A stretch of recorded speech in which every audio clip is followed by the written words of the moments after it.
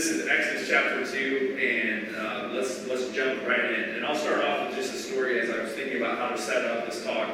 I got together with some friends, and we went to go get tacos one day. I was up at a shop not too far from here, and we were all making our orders.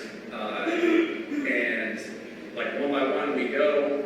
I don't know that much Spanish, just a few words, and so I was really lacking as I got up to the counter to know the order. And I didn't go with what I knew. I know pollo is cheese, right? I mean chicken. I know that one, but I didn't know. There you go, queso. I didn't know the other ones that were on the board really, and so I just went with the one that said lingua. I was like, that sounds good. I'll go with that one. So some of you already know what I ordered. And we got to the table, my friends are there, and they're like, what'd you get? What'd you get? I was like, I got the lingua. It just sounded so good. Lingua. And my friend's like, really? Yeah, what's up? Is there a problem? And he's like, lingua, that's cow tongue. Do you like cow tongue? And I was like, probably not. But it was delicious. So you can try the lingua next time you go, okay? So here's what I'm trying to say. I'm in the middle of the restaurant and I'm eating and I'm experiencing something that I see as my reality. But in reality, there was really something altogether different happening that I really didn't understand and know. So it reminds me of the time when I was at a UGA football game, and there's a couple that was sitting in front of me, and this couple, it was their first time ever watching American football. And I can't remember what country they were from, but they had never seen this before. They're experiencing it all right there in Sanford Stadium. And at one point, they just stand up and cheer, and they're so excited. And their friends what are you cheering for? And they're like, I don't know, And I just got the biggest kick out of watching them experience this moment, because in reality, what they were seeing was one thing, but then what was actually happening was another. This is the idea I want us to dive into today. That we can see, but not really see. All right, so I'm going to explain this. We can see a reality that isn't actually the true reality, and we want to put on spiritual eyes to be able to see what is true. Exodus 2 is, we just read it in a couple minutes. But for the people experiencing Exodus chapter 2, we're talking 80 years. So our 2 minutes equals 80 years of their time. And so we have to put on spiritual eyes to really see what's happening. Maybe you've been in a situation like that before, where what you thought you were seeing turned out to be totally different than what was actually reality. And so here's how I want to go through this chapter. I'm going to literally try to just walk back through the entire chapter again, but I want to do so with at two levels. I want to do it first at the level of how man sees things. How would we view these circumstances? And then I want us to then pull up and try to get up in the clouds and actually look at what God is doing and how he's working. So we're tempted to view things, not just tempted, but everything in us is going to get pulled to view our lives in a certain way. And it takes us kind of being able to get up a little higher to see and to get to a place where we're oh, there's more going on here than what meets the eye. And so here's what I mean by that. We're going to go through 5 ways that we could have viewed this situation that the people of God and Moses and his family were in at this moment. And so here's the first one. When Moses looked around, when his family looked around, they could have easily seen bitterness and oppression. And we started off last week in chapter 1. We went through chapter 1. I don't know how well I really covered it. I was just kind of trying to give an introduction to the book of Exodus. But one thing that I hope you didn't miss if you listened to that talk last week, and I can, you're hey, I can sum it up in a minute for you now. If you missed all last week, you're hey, that's how it needs to work. I can show up and get it the 1 minute version. It's that the people of God are suffering intensely. And they're looking for where God's at in any of this. Like you read in chapter 1, verses 13 and 14, and they speak to just how bad the situation is. That it's ruthless, and the people are in it, like just dire straits. So, and then you have two women who are named by name in chapter 1, Shiphrah and Puah, who are heroes in the faith for us. They stood up to the most powerful man, the king of Egypt, and said, when he told them, hey, kill the baby boys when they're born, they said, no, we will not. But you can only imagine what it would have been like to be there, to be experiencing that, to be in the middle of a situation where you're like, okay, I either follow the command of an evil king and do something against like the Lord, or I possibly die. That's where they're at this point. They see bitterness and oppression, no doubt, and they had to have stepped back and been like, is God anywhere in all of this? Second idea is this, that it would have been very easy to just see horrific choices. And I think particularly here in chapter 2, we meet Moses' parents. We learn later the names are Amram and Jochebed. When Moses is born, they're like, we cannot kill him. They look at him, they know there's something about this child. In the scripture, it's funny because Moses wrote this, and he's like, he was the most beautiful child. I don't know if his parents said that or if he said that. But they like, we can't put him in the Nile River like the Pharaoh had told them to do. So they hide him. Now imagine for 3 months trying to hide a baby. That is, right now we're puppy sitting, and like that's hard enough. Like that dog barks at times, and you like, please stop barking. And then, but a baby is next level, right? We don't have a baby in our house right now, but if you've ever been around a baby, I kind of remember those days. That what do you do? What do you do when that baby starts crying and you're looking around? And there's not supposed to be babies crying because the babies are not supposed to be living under his decree. And so they're in such a horrific situation that they have no choice. But mom says, Jochebed says, well, let's put him in this little boat and let's float him down the river. That had to be the hardest decision of their life. And they put him in this little boat that they made that literally is translated ark. It kind of takes us back to what happens in Genesis with another boat that saved God's people. And they float the boy down the river. And there's this incredible thing that happens, right? That Pharaoh's daughter shows up and says, there's a baby and he's crying and I feel bad and maybe I should do something. And she takes in the baby. Along comes Moses' sister, and Moses' sister is like, hey, you need someone to help with this? I mean, this is just an incredible story how God puts this together. And she says, yeah, I do. And Moses' mom, Jochebed, nurses Moses to whatever age that would have been. Maybe 3 years old. And that somewhere along there, once again, they're faced with this horrific choice. That like now, the man who wanted my baby dead, I'm going to put that baby boy's in their hands again to be raised in that place. And so it would have been very easy to only see like terrible, no good choices at this point, and to wonder, where is God in any of this? It would have been also very easy to see that if you were going to find deliverance, it would have to come through your own hands. In verse 11, we find that Moses is grown up. From other commentary of the scriptures, we would believe that Moses would be around 40 years old at this point. So there's a lot of time that's passed, and after all these years, Moses has to be sort of figuring out who he is. He knows he's a Hebrew, more than likely from his mom raising him up and having that as a young child, but he's also an Egyptian prince.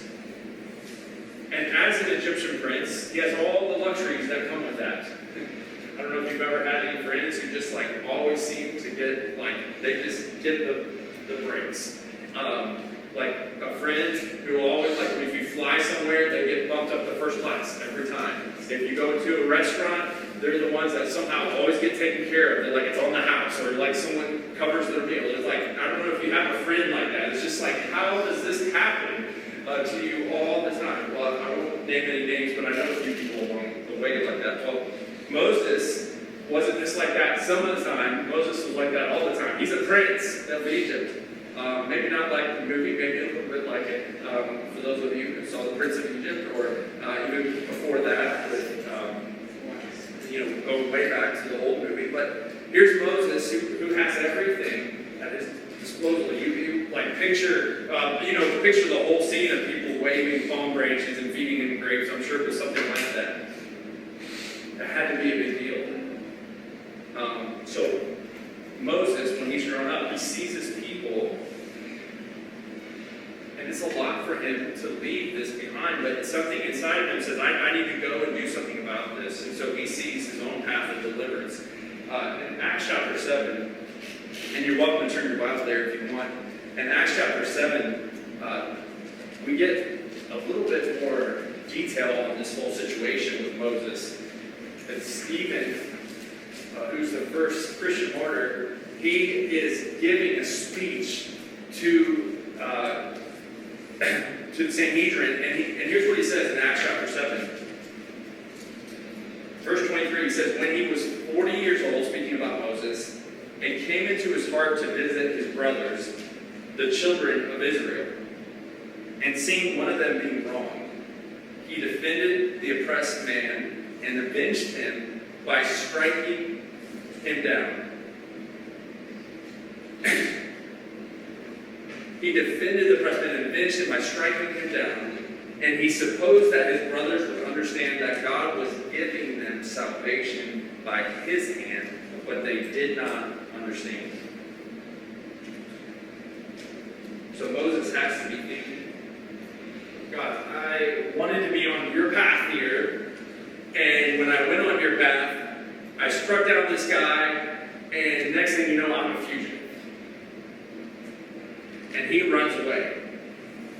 And he's got to be wondering, God, are you in any of this? Number 4, I think another way we could say this about what happens to Moses next is that Moses sees, this is it. This is where life is gone. I'm okay with this. Because next you have Moses showing up in Midian, and he helps the ladies who are at the well. He fights off the guys that are keeping them from getting their water. And then next thing you know, he ends up married.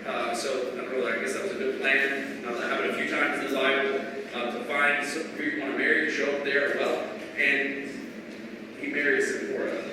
They have a son. But I want you to take special note of what is in verse 21, where it says, and Moses was content to dwell. And Moses was content to dwell with, and it goes on. Moses was content. He was like, this is it. Like, nothing else has worked out. It was, I'm sure you know some of his backstory. We don't know how much of it.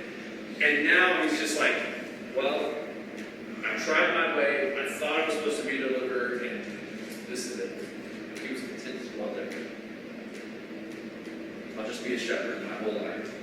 That's what Moses saw. And he had to think, I guess God's not here in this.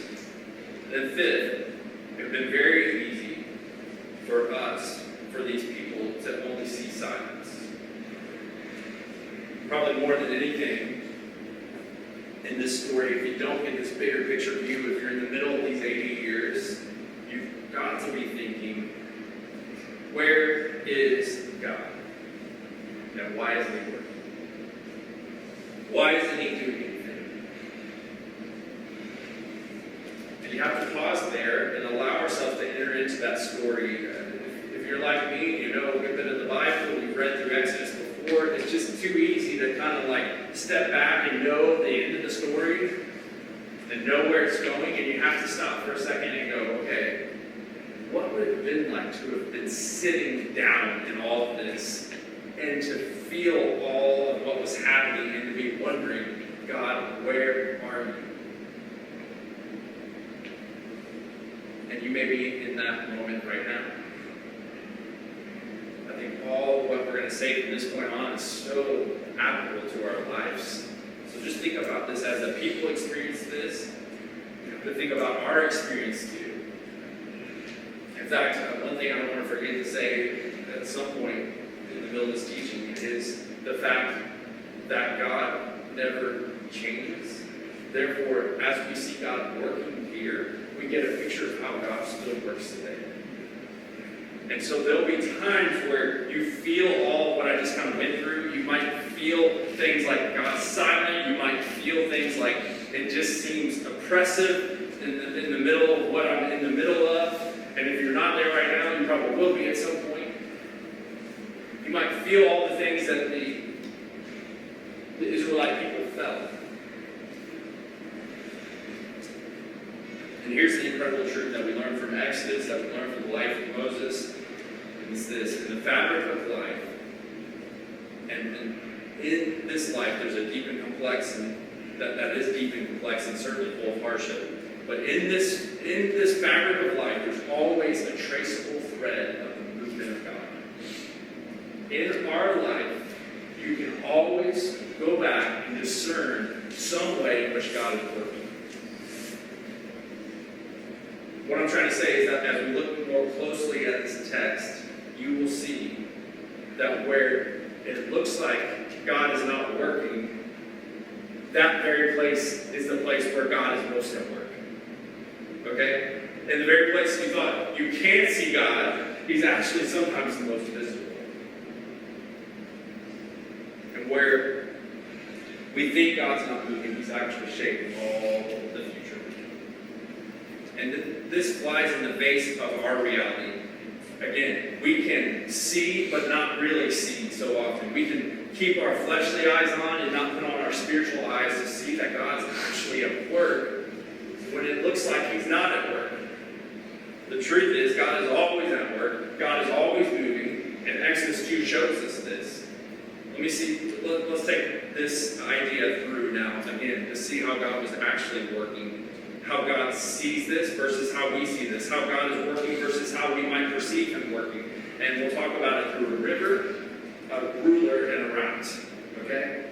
A river, a ruler, and a route. So let's go back to the river, where Amram and Jochebed, Moses' parents, had to be thinking, like, this is the end of our son. What have we done? But the very river that intended to bring death to God's people becomes the very means by which He brings life. Isn't that cool? The river meant to bring death to God's people becomes the very way in which He brings life. You see, in these 80 years where it doesn't look like anything is happening, God has planted this little seed through this baby boy who goes floating down a river with Him taking care of him to make sure he ends up in this Pharaoh's house, to make sure he's raised up and not killed, to make sure that he will be used to deliver his people. It's just like Noah and his family were delivered because of what Moses put in this ark, and he's saved. When Jesus goes to the cross, it's like the very thing that was to bring him death actually brings life. The cross meant to kill Jesus was in reality our freedom. So think about how this can be true in your life. Because the gospel, if it's rooted in our lives, you'll start to see this principle play out. You'll see places in your life where you're like, okay, that what I thought was death, actually life is springing out of. Areas that I thought like wouldn't get me anywhere, God is using in the most profound ways. And so this is a really stupid example, but I thought of this week because I just think it's funny. So 20 years ago, I graduated from college and I was starting into ministry.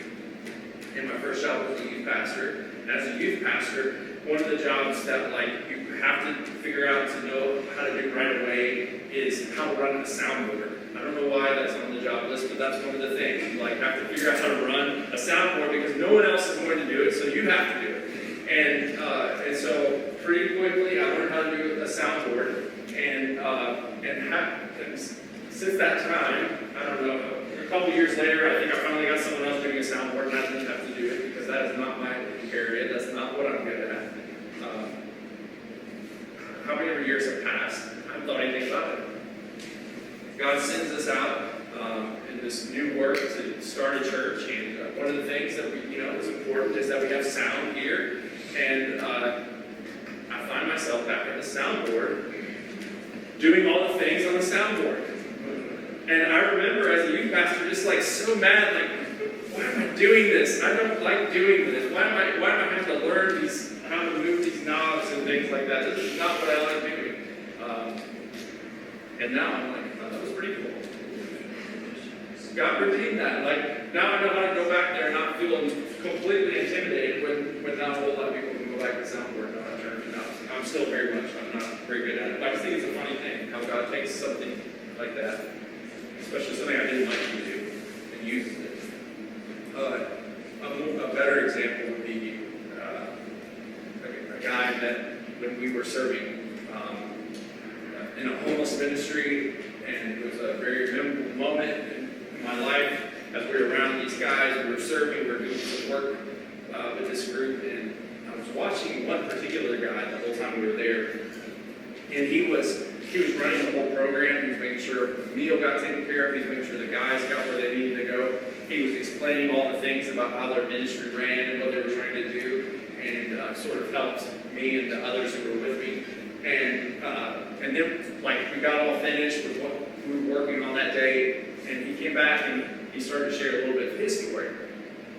And he said, I was homeless once, and now I'm the one who's running this. And I was like, that's how God works. The very place where we think we have found death, God brings life. He redeems the things that are oftentimes most broken in our lives. And so this can happen. This can be what the Lord does. Maybe you can sense that in ways past, and maybe you can sense that for how you need that now. What we think will kill us, God will often use to give us life. Number two, the very ruler meant to kill God's people becomes the household in which God's deliverer is brought up. Think about that. Again, it would have been really easy to see this whole situation like God's not here, he's not doing anything. But in fact, the very ruler who was trying to kill this kid ends up being the one to raise him up. I mean, how crazy is that?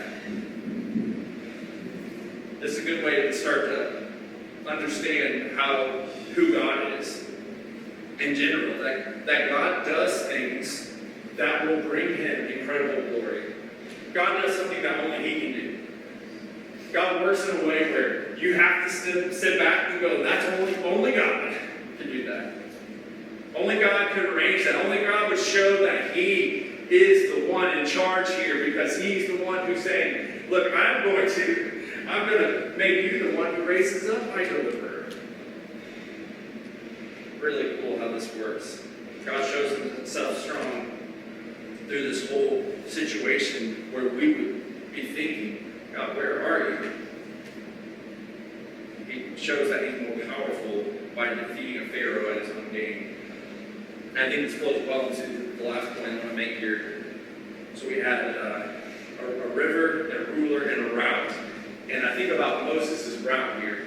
The very route that looked like a dead end, when Moses got to it and said, I'm content here, it ends up being the way in which God ultimately works. Again, if you were to look at this whole snippet of time, we're told there in Acts that Moses was 40 years old when he comes to his own, and he says, hey, there's a problem here. I don't want my people to be enslaved. He goes to Midian for another 40 years. And so he's 80 by this point. And during that whole time, again, God, where are you working? And God is actually doing his work in Moses' life that needs to get done for him to go back to Egypt. In your life, what may seem like a dead end is actually probably the only way in which God can work to get you where he wants you to go. I get excited about preaching this because I've sensed dead ends in my life before and realized that it wasn't a dead end at all, that it was the route in which God wanted me to go to do what he wanted to do. And I hope that you can look and you can see the same thing in your own life. When we see how man sees, and then we see what God is actually doing, we can see how faith works. So, again, if you want to turn your Bible to Hebrews chapter 11, we've got another commentary on this whole story of Exodus 2 and Hebrews 11. And this is super helpful for us. In verse 23 of Hebrews chapter 11, we see that faith is playing a critical role in all of what's happening. In verse 23 it says, by faith, Moses, when he was born, was hidden for 3 months by his parents because they saw that the child was beautiful and they were not afraid of the king's edict. So his parents choose faith over fear. Verse 24, by faith, Moses, when he was grown up, this is interesting because we would think that Moses, he's choosing his own path in a way in which it's far from God, but that's not what the preacher of Hebrews says here. He's saying that when he was grown up, it was faith that called him to refuse to be called the son of Pharaoh's daughter, choosing rather to be mistreated with the people of God than to enjoy the fleeting pleasures of sin. He considered the reproach of Christ greater wealth than the treasures of Egypt, for he was looking to the reward. By faith he left Egypt, not being afraid of the anger of the king, for he endured as seeing him who is invisible. So it was faith that allowed Moses, at times, even misdirected at times, to see beyond what he was actually seeing. Right? Because in Hebrews chapter 11, if you go back to the first verse, it tells us that faith is the confidence in what we hope for, the assurance of what we do not see. So faith is us seeing what is not actually there, right? What is actually there. It's both at the same time. It's not what we can see with our eyes. It is what we see with our spiritual eyes. Faith is us seeing that God's at work, even though in our fleshly eyes it doesn't seem like it. Faith allows us to be in a situation where that feels like a dead end, or feels like it's going nowhere, it feels like God's not working. Faith allows us to know that God is working. Faith allows us to be in a place where we say, no, maybe this isn't a dead end after all. Maybe God wants to use this in a way for my life in the future.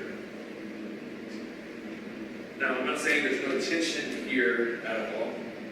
That if you just kind of open up your eyes to the ways of God, all this will make sense. All your questions will be answered. You can't do that with this story because there's so many years that passed where people didn't have complete answers. There's so much time that took place where it wasn't like this was so clear. It may be years before we see evidence of God's work. Sometimes maybe not completely see it at all. But the truth of Exodus 2 is, in the fabric of our life, we'll always be able to trace the work of God somewhere along the way. Because God's always at work, and God's always moving. He's always turning everything in this world that's set up against him on its head. Right? He doesn't just, this is what we see here. This is important to kind of get this little foundation before we move into Egypt. When Moses goes back, is that when God works and he does what he does it. When he goes to the people who set themselves against him, he doesn't just get them out of the way. He turns what they're doing upside down. right? So like the river that was supposed to be death becomes life for Moses in God's word. And so he turns it back around in the right way. God takes what's wrong and he makes it right.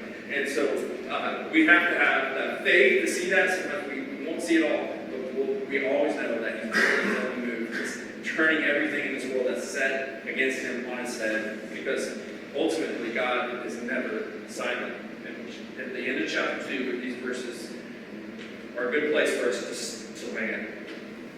Just to stop here and to know what's happening before we get to chapter 3 next week. It says, during those many days, the kingdom of Egypt died, and the people of Israel groaned because of their slavery, and they cried out for help. Their cry for rescue from slavery came up to God, and God heard their groaning. God remembered his covenant with Abraham, with Isaac, with Jacob, and God saw the people of Israel, and God knew. That word knew is to intimately know, to be intimately acquainted with what was going on.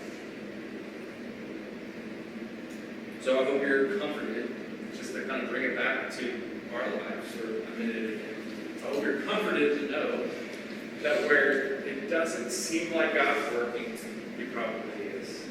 And where you can't quite figure out how this is going to work out and why this is going down the way it is, I bet God's somewhere in the middle of that. So let's look to him and believe and have faith in those moments. Let's pray together.